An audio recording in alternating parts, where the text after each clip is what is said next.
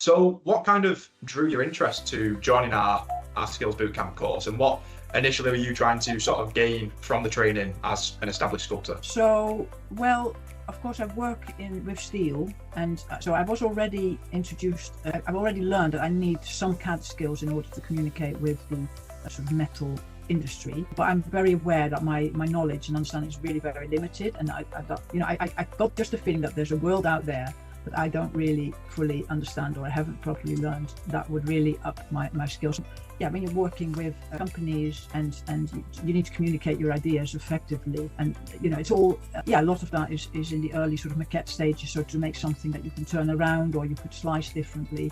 I know that it's all out there, and I've just not been taking advantage of it, but so I think the 360 kind of gives me the I suppose the courage and the backing to kind of really go into what's for me quite a new area. I think this can help me to do more into 3D CAD. How will actually learning to use 3D CAD, and I suppose as well 3D printers, is that going to change the way that you approach the design and the fabrication of your sculptures themselves? I think at the end of the day, the real thing you're proposing is a 3D thing.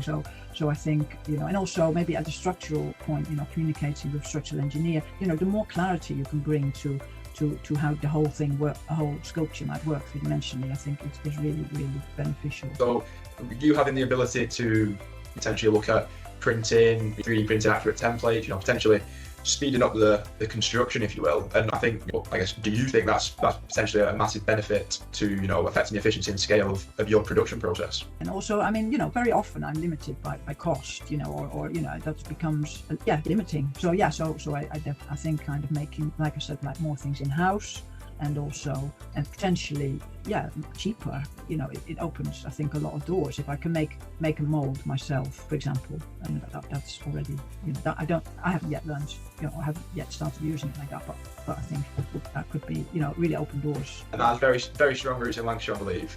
But I'd love to talk about the Hare project in terms of, so that is kind of a sculpture I made with help from others quite some years ago, and traveling it around Lancashire and also out of Lancashire.